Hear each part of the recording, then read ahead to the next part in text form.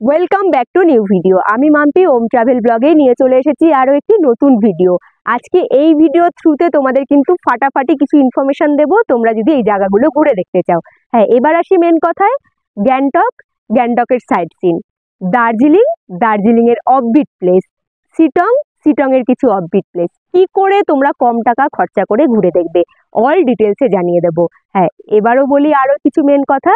তোমরা কলকাতা থেকেই বা কম টাকা খরচা করে কোন ট্রেনে করে পৌঁছাবে শিলিগুড়িতে, শিলিগুড়ি থেকে একদম কম টাকা খরচা করে কি করে পৌঁছাবে গ্যাংটকের সাইট সিন ঘুরে কি করে কম টাকা খরচা করে পৌঁছাবে তোমরা দার্জিলিংয়ে থেকে দার্জিলিংয়ের বেস্ট মিল খাবার দাবার কোন হোটেলে পাবে, তাও বাঙালি খাবার দাবার।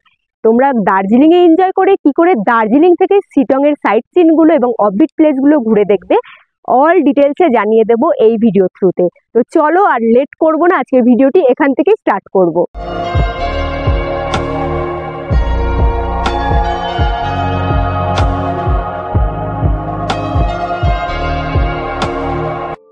আমি আমার জার্নিটা স্টার্ট করেছিলাম শিয়ালদা স্টেশন থেকে। হ্যাঁ, শিয়ালদা স্টেশন থেকে কোন ট্রেন ধরে কত টাকা ভাড়া দিয়ে সবার ফার্স্টে এনজিপি পৌঁছেছিলাম সেটা একটু তোমাদের জানিয়ে দেবো। তিস্তা তোরসা এক্সপ্রেস করে মাত্র 335 টাকার বিনিময়ে আমি পৌঁছে গিয়েছিলাম এনজিপি স্টেশনে। ঘড়ির কাঁটায় যখন ঠিক দুপুর 3টে, শিয়ালদা স্টেশন থেকে ট্রেন ছেড়ে ছুটছে এনজিপির উদ্দেশ্যে। হ্যাঁ, আমি কিন্তু আইআরসিটিসি থেকে আমার ট্রেনের টিকিটটা বুক করেছিলাম, তবে বেশ খানিকক্ষণ ট্রেন জার্নি করার পরে ভোর 4:20 আমি পৌঁছেও গিয়েছিলাম এনজিপি স্টেশনে। একদম ভোরবেলা 4:20 আমি কিন্তু পৌঁছে গিয়েছি এনজিপি স্টেশনে, মানে নিউ জলপাইগুড়ি স্টেশনে। আর এখন এনজিপি স্টেশন থেকে গ্যাংটক যাওয়ার জন্য রওনা দেবো, তার জন্য আমাকে পৌঁছে যেতে হবে এসএনটি বাস স্ট্যান্ডের দিকে। তবে এনজিপি স্টেশন থেকে এসএনটি বাস স্ট্যান্ড কি করে পৌঁছাবো? এনজিপি স্টেশনের বাইরে বেরোবো, শেয়ার গাড়ি করে, যে গাড়িটাই পাবো সেই গাড়ি করে চলে যাবো এসএনটি বাস স্ট্যান্ডের দিকে। এখন তোমরা যে জায়গাটি দেখতে পাচ্ছ, এই জায়গাটি কিন্তু আসলে নিউ জলপাইগুড়ি স্টেশনের বাইরের দিকটা। হ্যাঁ, স্টেশনের বাইরের দিকে রয়েছে বড় একটি গাড়ি স্ট্যান্ড। এখান থেকে তোমরা শেয়ারে কিংবা পার্সোনাল গাড়ি করে পৌঁছে যেতে পারো গ্যাংটক বা দার্জিলিং। তবে আমি কি করে গ্যাংটক পৌঁছাবো সেটা দেখার জন্য তোমাদের লাস্ট পর্যন্ত থাকতে হবে। এনজিপি স্টেশন থেকে কিছুটা পথ আমি কিন্তু হেঁটে চলে এসেছি সামনের দিকে। এই হলো এনজিপি স্টেশন। আর আমি কিছুটা পথ হেঁটে আসার পরে হাতের বাঁ দিকে দেখে নিয়েছি কিন্তু শেয়ারে, যেখান থেকে গাড়ি ছাড়া হচ্ছে এসএনটি বাস স্ট্যান্ড যাওয়ার জন্য। এখান থেকে তোমরা অটো এবং 4 চাকা গাড়ি দুটোরই ব্যবস্থা পেয়ে যাবে। আমি 4 চাকা গাড়ি করে কিন্তু সোজা চলে যাব এসএনটি বাস স্ট্যান্ডের দিকে। পার পার্সন 30 টাকা করে ভাড়া নেওয়া হচ্ছে। চলো, এখানে সময় নষ্ট করবো না, গাড়িতে উঠে পড়বো। তাহলে এবার আসি মেন কথায়। নিউ জলপাইগুড়ি স্টেশনের বাইরের দিকে যে চত্বরটা তোমাদের দেখালাম, সেখানে কিন্তু বড় একটি গাড়ি স্ট্যান্ড রয়েছে। সেখান থেকে তোমরা চাইলে কালিম্পং, দার্জিলিং, গ্যাংটক যাওয়ার জন্য গাড়ি পেয়ে যাবে। সেটা অবশ্যই পার্সোনাল গাড়ি হোক কিংবা শেয়ার কার হোক। তবে আমি যেহেতু একদম লো বাজেট ট্রিপ করি, তাই আমি তোমাদেরকে কম টাকায় কিভাবে পৌঁছাতে পারবে গ্যাংটক সেটা জানিয়ে দেবো। গাড়ি থেকে নেমে আমি কিন্তু সোজা চলে এসেছি শিলিগুড়ি এসএনটি বাস স্ট্যান্ডে।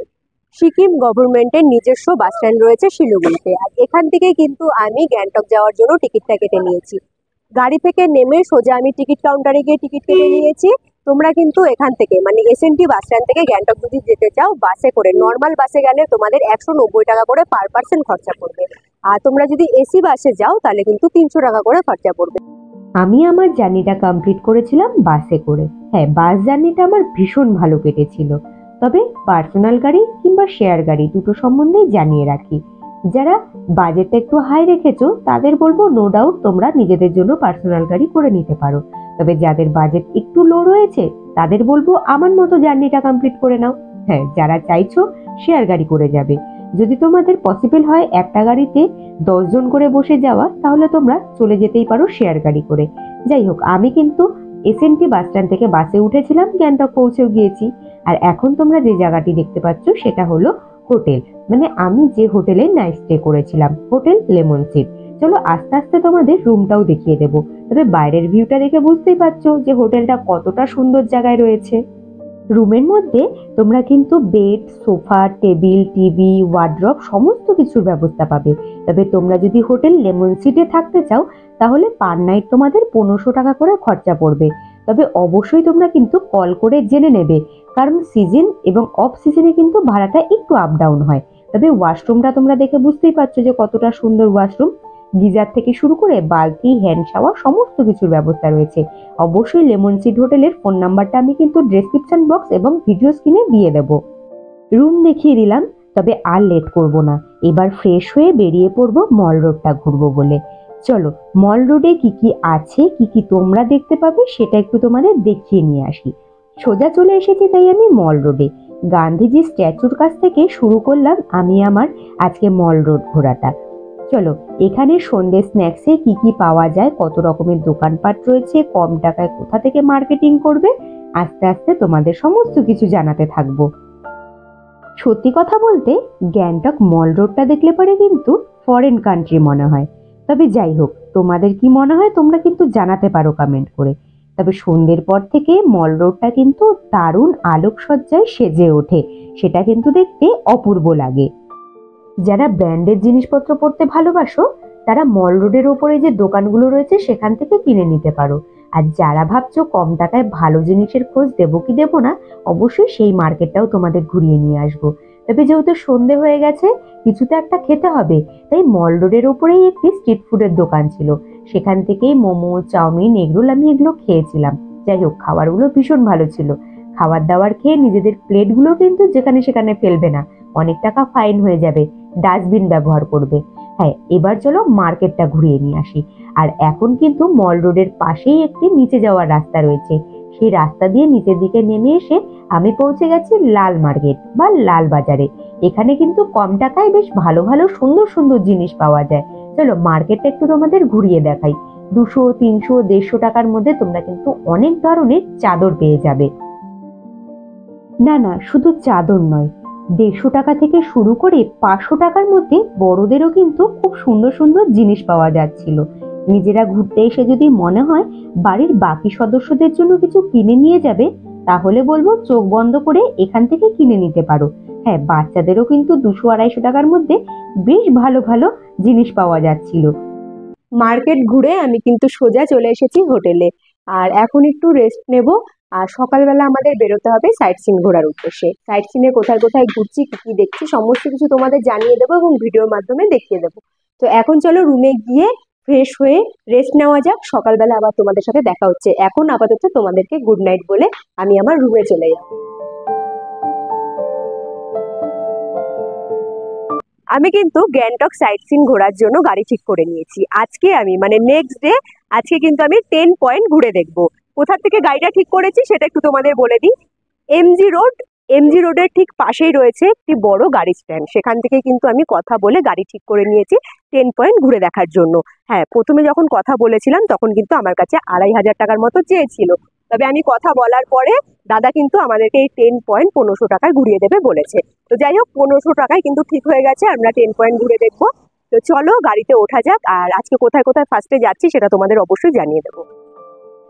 সবার ফার্স্টে গাড়িতে উঠে আমি কিন্তু বেরিয়ে যাব গ্যাংটক রোপোতে।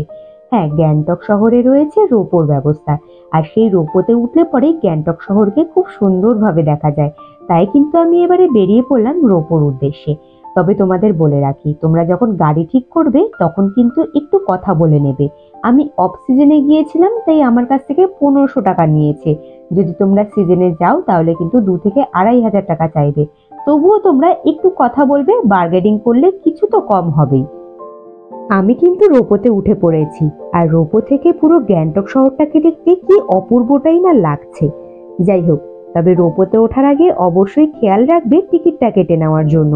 রোপোতে কিন্তু এক একজনের মানে বড়দের 130 টাকা করে টিকিট কাটতে হবে, আর ছোটদের বলতে 3 বছরের ঊর্ধ্বে যারা রয়েছে তাদের কিন্তু 68 টাকা করে লাগবে। এবার আমি সোজা বেরিয়ে পড়বো ফ্লাওয়ার এক্সিবিশন সেন্টারে। হ্যাঁ, এখানেও এন্ট্রি করতে কিন্তু পার পার্সন 20 টাকা করে টিকিট কেটে নিতে হবে।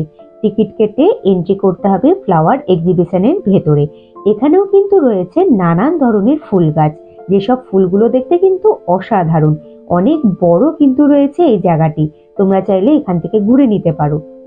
একদম ছোট্ট করে তোমাদের এই ফ্লাওয়ার গার্ডেনটা কিন্তু ঘুরিয়ে দেখালাম, বেশি বড় করলে পরে তোমরাই বোর হয়ে যাবে।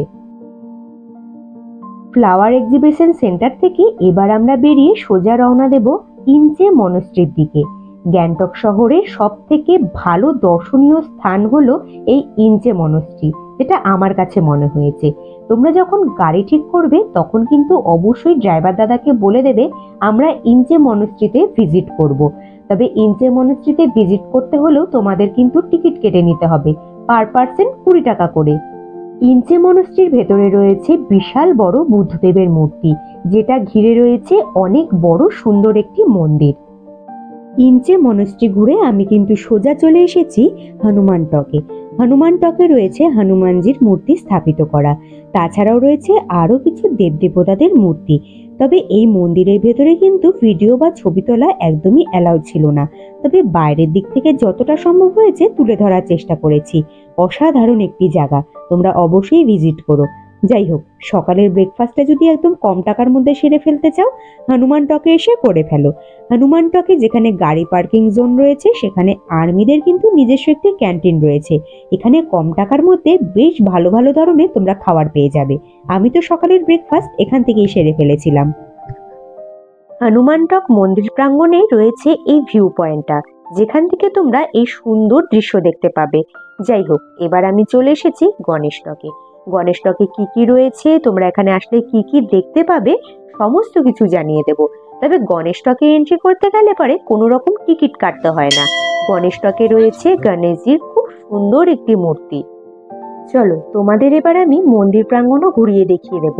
তবে গণেশ টকে ঘুরতে গেলে কিন্তু তোমাদের বেশ কয়েকটি সিঁড়ি পার করে মন্দিরে এন্ট্রি করতে হবে।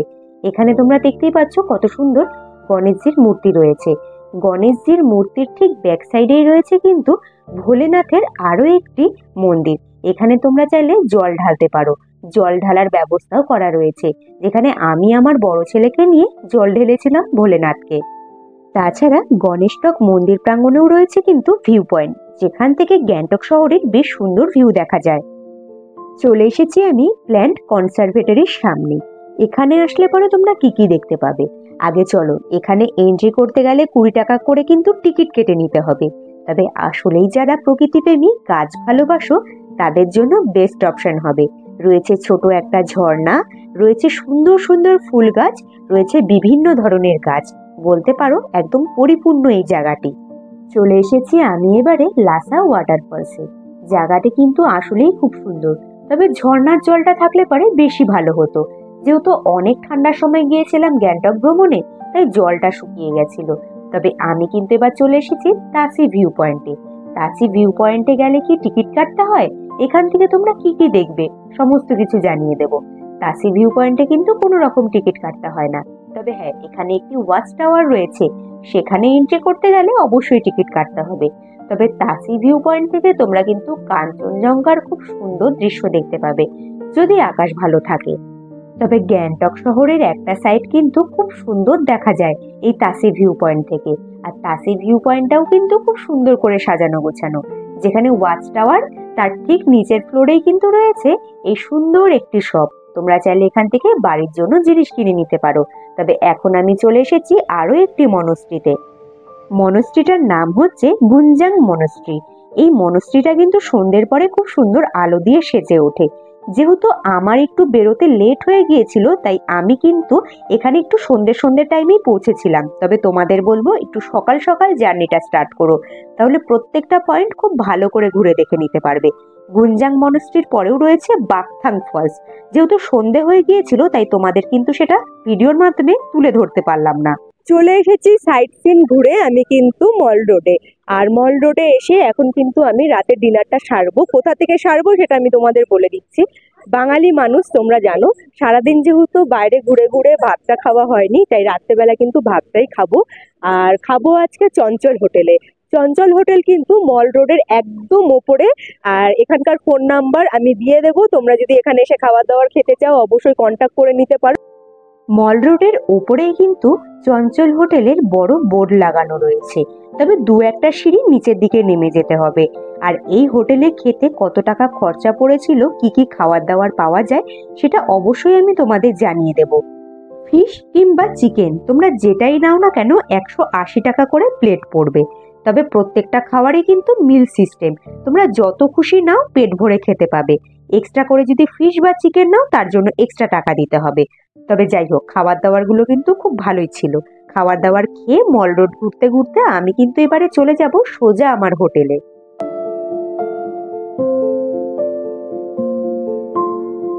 রাতে এসে ঘুমিয়ে পড়েছিলাম আর সকালবেলা একদম ব্যাগপত্র নিয়ে বেরিয়ে পড়লাম কোথায়, দার্জিলিং যাব বলে। আর আমি কিন্তু হোটেলের সামনে থেকেই সোজা গাড়ি ঠিক করে নিয়েছিলাম দেউরালি বাস স্ট্যান্ড যাব বলে। হ্যাঁ, দেউরালি বাস স্ট্যান্ড থেকে কিভাবে আমি দার্জিলিং পৌঁছাবো কম টাকা খরচা করে, সেটাও আমি তোমাদের জানিয়ে দেব এই ভিডিওতে। দেউরালি বাস স্ট্যান্ডে এসে আমি কিন্তু সবার ফার্স্টে টিকিট কেটে নিয়েছিলাম দার্জিলিং যাওয়ার জন্য। এখান থেকে আমি শেয়ার গাড়ি করে চলে যাব দার্জিলিং। পার পার্সন কিন্তু আমাদের 400 টাকা করে খরচা হয়েছিল। আমি দেউরালি বাস স্ট্যান্ডে এসে সবার ফার্স্টে টিকিট কেটে নিয়েছিলাম। টিকিট কেটে এবারে কিন্তু আমি চলে এসেছি আমি যে গাড়ি করে আজকে দার্জিলিং এর উদ্দেশ্যে রওনা দেবো সেই গাড়ির কাছে। হ্যাঁ, এবার আমি তোমাদের বলে রাখি, গ্যাংটক শহর থেকে সকাল 8টার আগে তোমরা এনজিপি কিংবা শিলিগুড়ি যেতে চাও, তাহলে তোমরা যে কোনো রানিং গাড়ি ধরে তোমরা কিন্তু এনজিপি কিংবা শিলিগুড়ির উদ্দেশ্যে বেরোতে পারো। তবে সকাল 8টার পরে যদি তোমরা গ্যাংটক শহর থেকে শিলিগুড়ি কিংবা এনজিপি যেতে চাও, তাহলে বলবো তোমরা যে কোনো স্ট্যান্ডে চলে আসো, কথা বলে গাড়ি ঠিক করে নাও। কারণ তোমরা সকাল 8টার আগে গ্যাংটক শহরের যে কোনো জায়গা থেকে গাড়ি ধরে যে কোনো জায়গায় যেতে পারো, কিন্তু 8টার পরে কিন্তু তোমাদের স্ট্যান্ড থেকেই গাড়ি ঠিক করতে হবে। তবে আমি গ্যাংটক থেকে পৌঁছেও গিয়েছি দার্জিলিং এর খুব কাছাকাছি। দার্জিলিং এ এসে কোথায় থাকবো, কোন হোটেলটা নেব এবং কোথায় খাবার দাবার খাবো সমস্ত কিছু তোমাদের জানিয়ে দেবো। ড্রাইভার দাদাকে আমি বলে দিয়েছিলাম যে আমি কোথায় নামবো, ঠিক জায়গা বুঝে কিন্তু দাদা আমাকে নামিয়ে দিয়েছিলেন হোটেলের খুব কাছাকাছি জায়গাতেই। যাই হোক, আজকে আমার সবার ফার্স্ট কাজ হলো দার্জিলিং এ এসে হোটেলটা খোঁজা, কোন হোটেলে নাইট স্টে করবো। আমি কিন্তু চলে এসেছি কালিকা হোটেলে। হ্যাঁ, আজকে নাইট স্টের জন্য বেছে নিয়েছি কালিকা হোটেলকে। হোটেলটা কেমন তোমরা কিন্তু দেখে বুঝতেই পারছো কতটা সুন্দর। তবে রুমের মধ্যে যা যা রয়েছে সেগুলো একটু তোমাদের দেখিয়ে দিই ছোট্ট করে। রুমের মধ্যে কিন্তু জল গরম করার মেশিন থেকে শুরু করে বেড, কুশন, আলমারি, আয়না, শোকেস, কাবার্ড সমস্ত কিছুর ব্যবস্থা রয়েছে।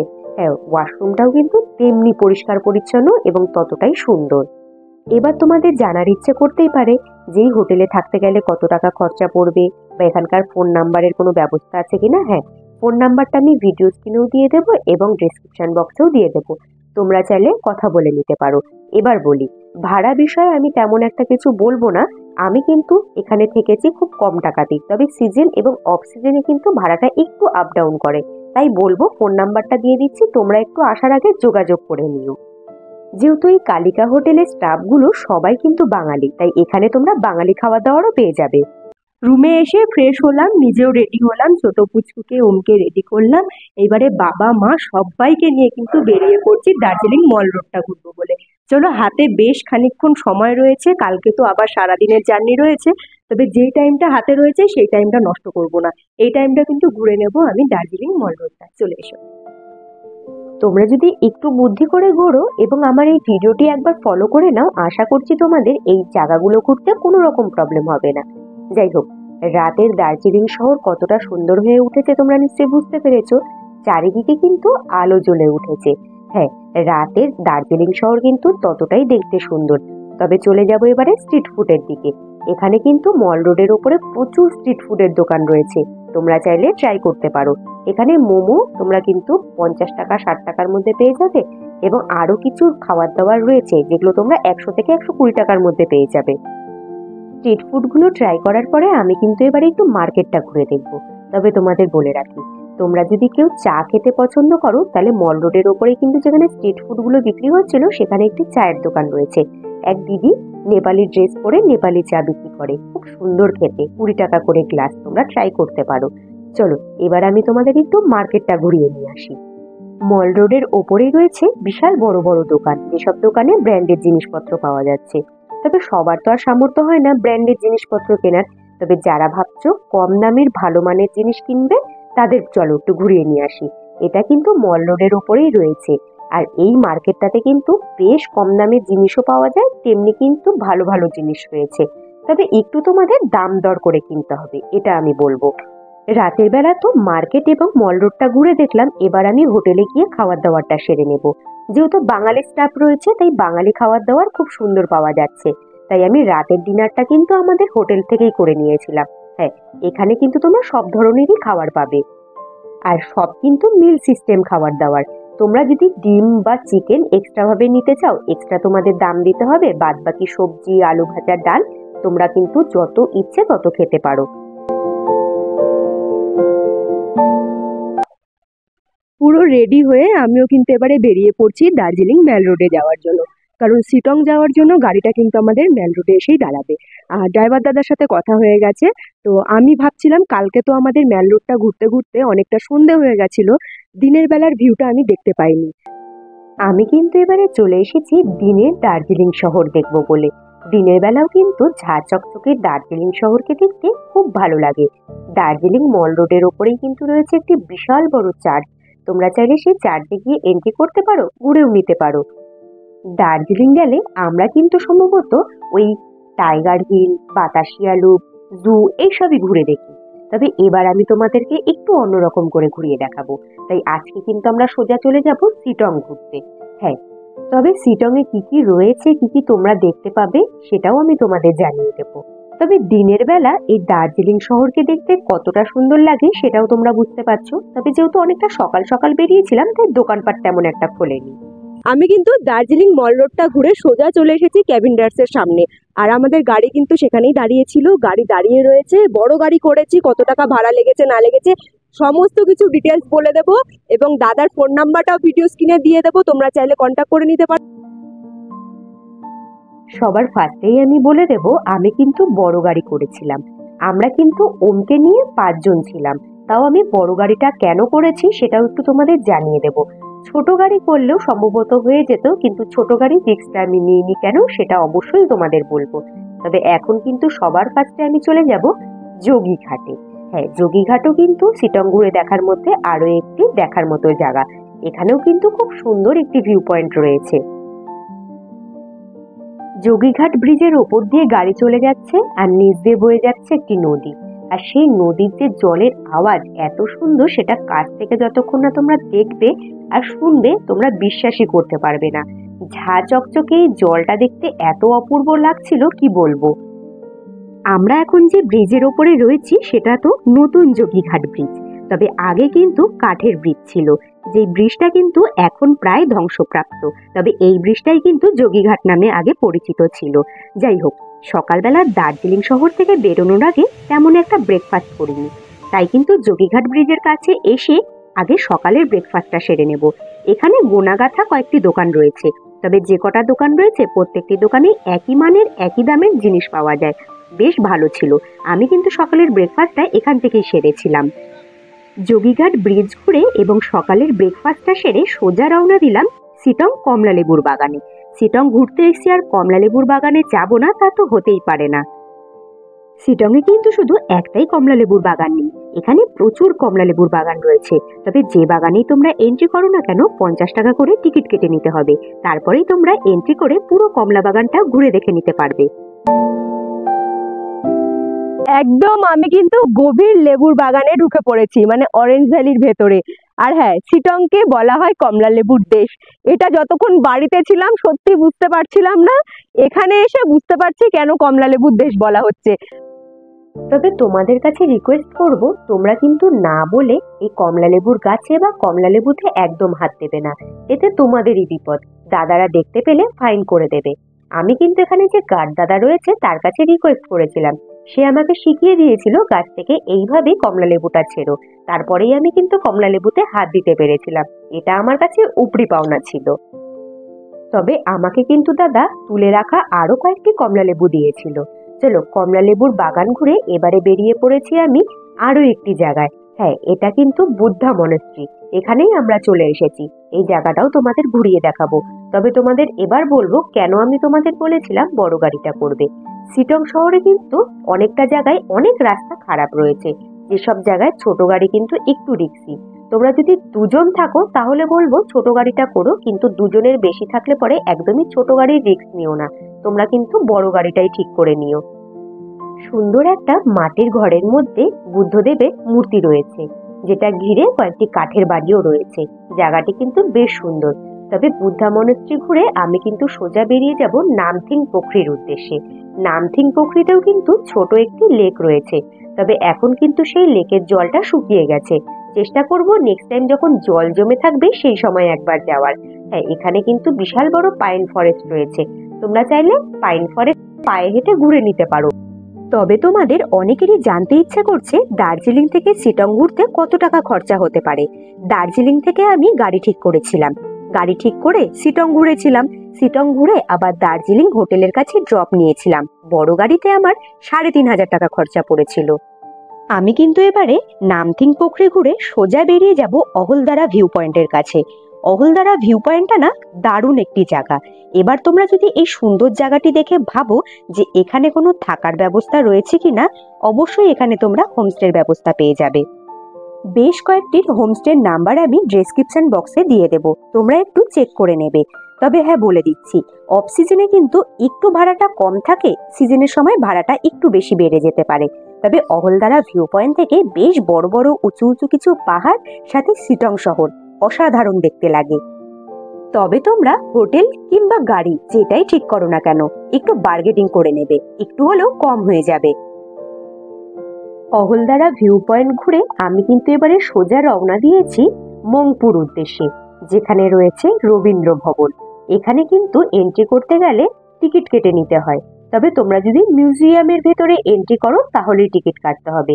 ভেতরের চত্বরে যা যা রয়েছে সেসব ঘুরে দেখার জন্য কোনো রকম টিকিট কাটতে হবে না। মিউজিয়ামের ভেতরে যেহেতু ভিডিও করা অ্যালাউ নেই, তাই আমি কিন্তু মিউজিয়ামের ভেতরে যা যা রয়েছে তোমাদের কাছে ভিডিওর মাধ্যমে তুলে ধরতে পারলাম না। তবে মংপু রবীন্দ্র ভবনের মধ্যেই এখানে কিন্তু রয়েছে একটি বড় ট্রি হাউস, রয়েছে ছোট ছোট বেশ কয়েকটি কটেজ। তোমরা যদি থাকতে চাও তোমরা কন্ট্যাক্ট করে থাকতে পারো, আমি কিন্তু ফোন নাম্বারটা ডেসক্রিপশন বক্সে দিয়ে দেব। মংপু রবীন্দ্র ভবন আসলে কিন্তু জায়গাটা ভীষণ সুন্দর, আমার তো খুব ভালো লেগেছে। তোমাদের কেমন লাগলো তোমরা কিন্তু জানাতে পারো।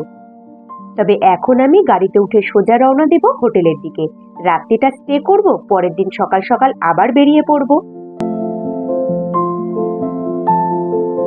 দার্জিলিং এর কিছু চেনা অচেনা অফবিট প্লেস ঘোরার জন্য আমি কিন্তু হোটেল থেকে বেরিয়ে পড়েছি। হোটেলের সামনে আমাদের দাঁড়িয়ে রয়েছে গাড়ি, যে গাড়ি করে আজকে আমি সারাদিনটা কাটাবো, মানে ঘুরবো। তো চলো, গাড়ি যখন চলে এসেছে আমি আর সময় নষ্ট করব না, গাড়িতে উঠে পড়বো। তবে হ্যাঁ, আমাদের এই অফবিট প্লেসগুলো ঘুরতে কত টাকা খরচা হচ্ছে, কোন দাদার সাথে আমি ঘুরছি, কি গাড়ি করে ঘুরছি, অল ডিটেলসে জানিয়ে দেবো। হোটেলের সামনে চলে এসেছিল যে গাড়ি করে আজকে জার্নিটা কমপ্লিট করব সেই দাদার গাড়ি।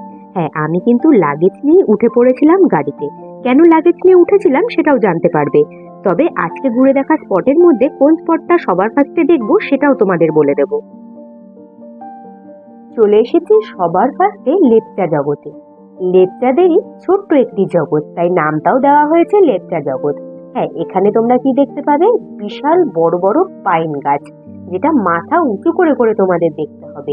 রয়েছে সুন্দর ভিউ পয়েন্ট, সকলেই কিন্তু সেই ভিউ পয়েন্টের দিকে এগিয়ে যাচ্ছিল। তবে যেহেতু রিশু সাথে ছিল, তাই এই পাহাড়ি পাইন বনের মাঝখান দিয়ে আমার বেশি দূর যাওয়াটা সম্ভব হয়ে ওঠেনি।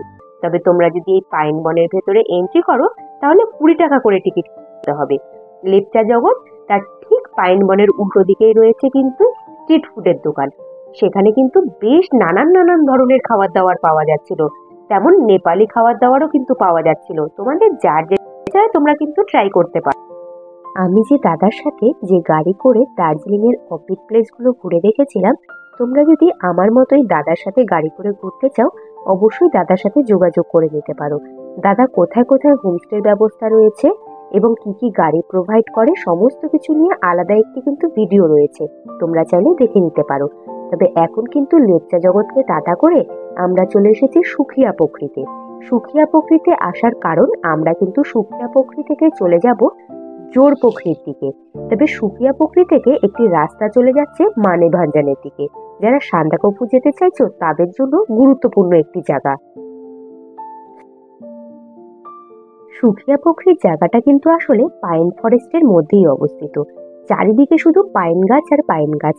তবে সুখিয়া পোখরি ছেড়ে আমরা কিন্তু চলে এসেছি জোর পোখরিতে।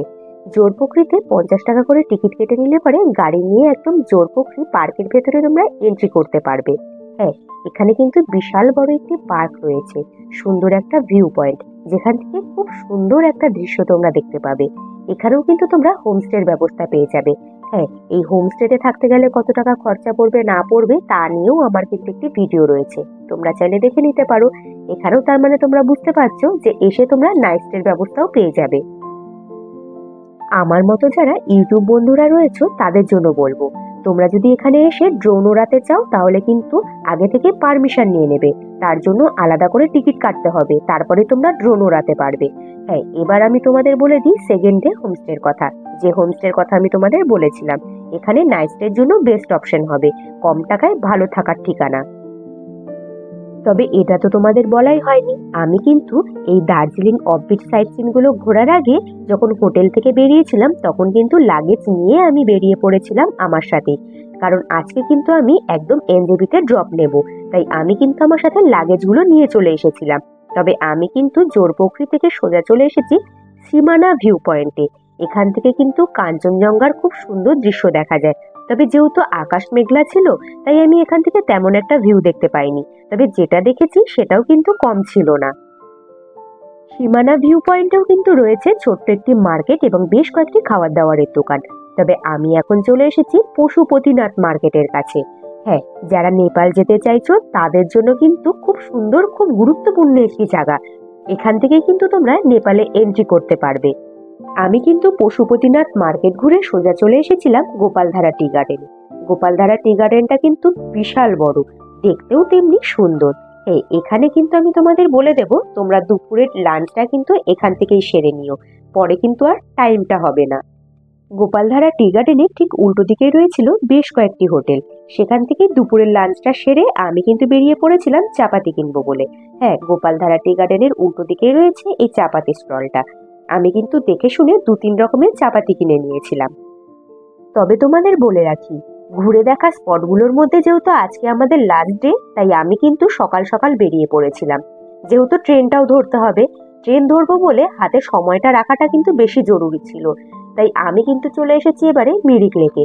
মিরিক লেকটা কিন্তু বিশাল বড়, মিরিক গার্ডেনটাও কিন্তু বিশাল বড়।